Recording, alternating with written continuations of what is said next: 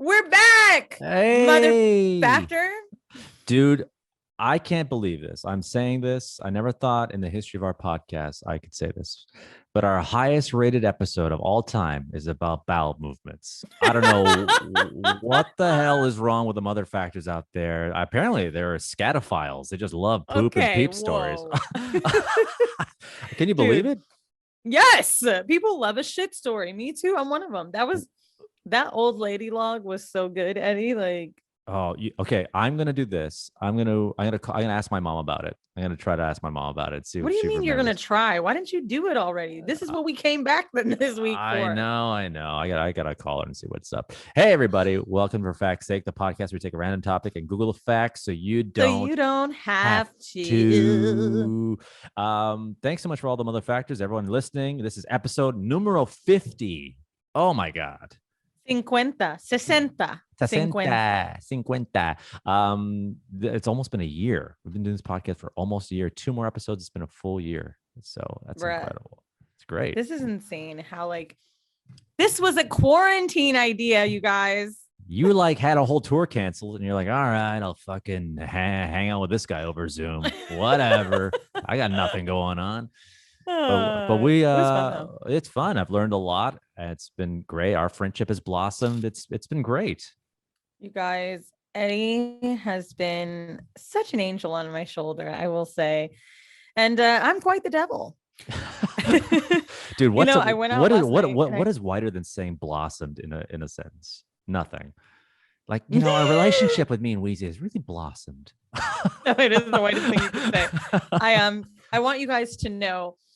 I think it was a week or two ago, Eddie was talking about how he called me and I was like, well, last night I went out and I said, I have got to send Eddie a video. But then I was like, the way that you worry, I don't even want to do it. Oh, such a worrier. I'd be like, oh, the reason I wanted to do that is because someone liked For Fact's Sake. And I was like, yeah, let's fucking send him a video, man. Someone came up to you and said that? Yeah, they asked me where I found you. I just found him loitering a sneakers consignment shop and he was just like talking to everybody. I was like, let's start a podcast with this fucking coiffed haired guy. All right. I really want to get into this because I wanted to do a quick fire of how many reality TV shows we can name.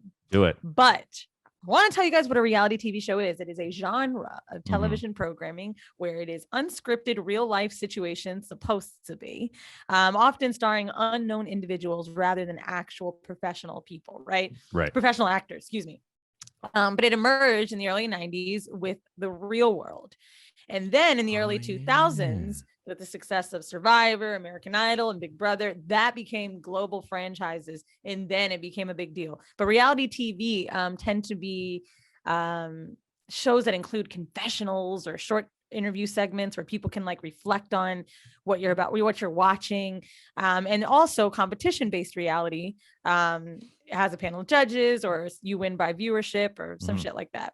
But documentaries, TV, sports, talk shows, and game shows are not generally classified as reality television. Some genres of TV programming could also be called reality if they included a hidden camera. Right. But in reality TV, as we know it, it's some real world type shit, So even if we do Survivor, Big Brother, Idols, if we say that, let's name as many reality shows as we can. Okay, back and forth. You want to go first? 90 Day Fiance. Okay. The Bachelor. Bret Michaels' School of Love or some shit. Flavor of Love. Bad Girls Club. I should have been on there. Oh my God. What's another one? Damn it, man. This is easy. Everyone out there's screaming one right now into their cars. They are. Tila Tequila. You remember her? Oh my God. That little hooer. I forgot about that little munchkin hooer. She was tiny, dude. And she became like a huge Trump supporter after that. Do you remember that? And a porn star. And a porn star. That's right. Not mad at that. Let me see what I can pull. The Apprentice. Like literally from Google. The Apprentice. Oh shit. When you were talking about Trump. Yeah. All right. I'm actually going to read them off now. Just as many as I can find. Okay. Married at First Sight, The Bachelor, Love Island. I never watched that. Love is Blind, Summer House, The Simple Life. Oh shit. Dating Naked. Nelly had a fucking show. Nelly? Us Kardashian.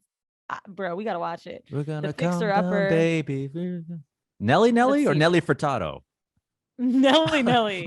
I'm going down, Oh, baby. baby. Oh shit. We didn't even say this huge one. Real Housewives. Oh, of course. Huge. Wow. $1 million listing counts? Jersey Shore. Oh yeah, I guess that's reality. Dude, God. Remember how big Fucking Jersey cops. Yes, cops. Fuck. What's your phone? Ooh, that was some good shit. Dude, Jersey Shore was so big. I'm not kidding, okay? I remember Jersey Shore came out. I was so angry. Because being half Italian, I'm like, no, come on, no, please. I have an Italian last name. I don't want my people represented like this. And then after about 2 weeks, I got really into it. And then I'm like, I just lost all control and was like watching the whole thing, watching reunion shows. Teen Mom. Of course, Teen Mom. I've known a few. I honestly, people are always shocked that I didn't end up being one. But anyway, let's talk about reality TV and drinking. Okay. This is, to me, one of the most interesting facts that I read, mainly because I heard a story from a very credible source who just got off a reality TV show, and it was actually backed up by some really wild claims. So, okay, I know someone that went on a dating show. Blind Date? Remember that show, Blind Date? Oh my God. Oh my God. What's the show? Room Raiders. Dude, remember Cheaters? They bringing it back. Are they really? Dude, I used to love some guy named Peter Guns from Love and Hip Hop. I used to love Cheaters, dude. Fucking Love and Basketball Wives. Damn. I always wanted to be a wag until I started making money, and I was like, I don't need a man. I mean, I need a man, but like maybe just one part of him. Okay. Go. So the girl I know, she was on a dating show. And on the dating show, basically every single day they were required to drink. Right. She said that there was a speaker over her head where the producers would tell her to pick up a drink in the middle of taping, that she started faking shots with water. And they caught her and had a conversation about it. Now, here is something super interesting. Viacom, the network, MTV, BET. Who else does Viacom do? What's under the umbrella? Fuse? No. Oh, okay. Damn. Don't be doing me. CBS owns Viacom now, but they have BET. I don't know, BET, MTV, H1. So basically, Viacom contracts have included, Comedy Central. I forgot about that too. Viacom contracts have included language about upholding to your casting promises.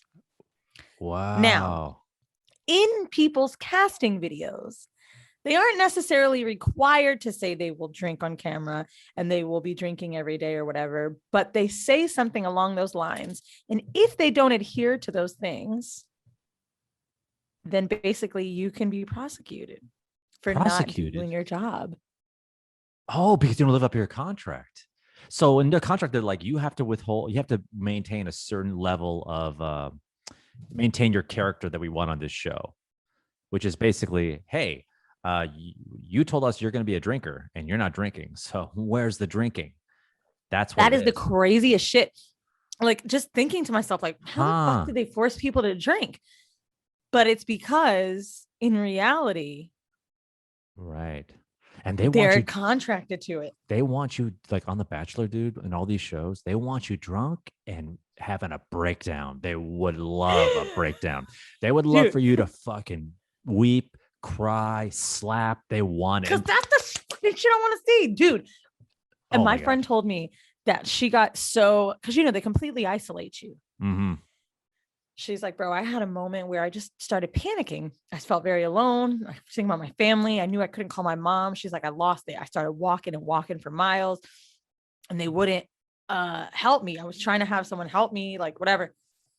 She's like, fine, we're going to give you the phone for 10 minutes. That's it. She said the second she spoke to her mom and she got calmed down, they literally took it out of her fucking hands.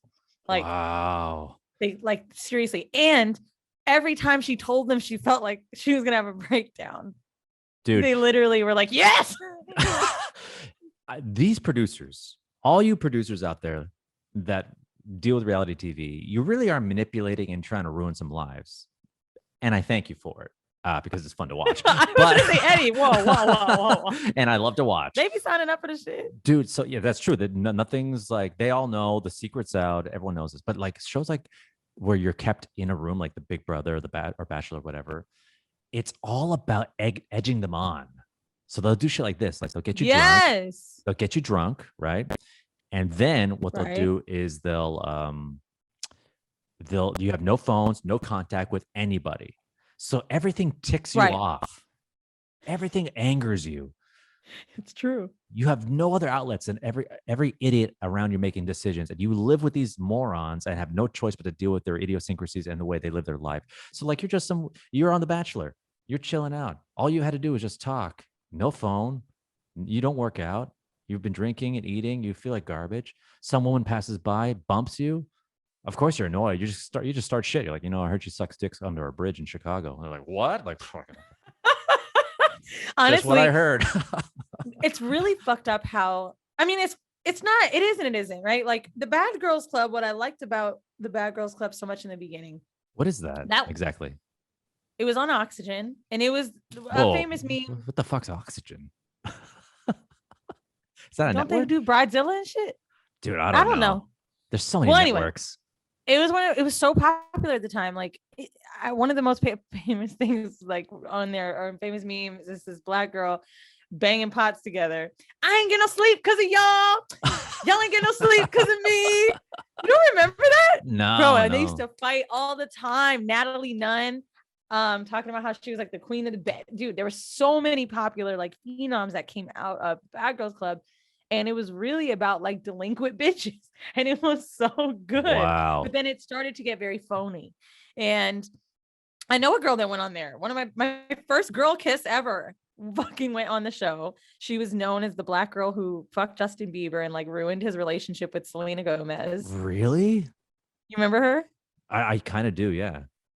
And they put her on the Bad Girls Club and she beat up this girl and got kicked off, which is so funny because they encourage you to beat someone up. But anyway, basically, the Bad Girls Club was one of my favorite reality shows because I felt like it was the most real. Like these bitches look like they fight for fun and like they were crazy and they like would cut up each other's shit, their Louis Vuitton bags. Like they were like, wow. oh, good. But anyway,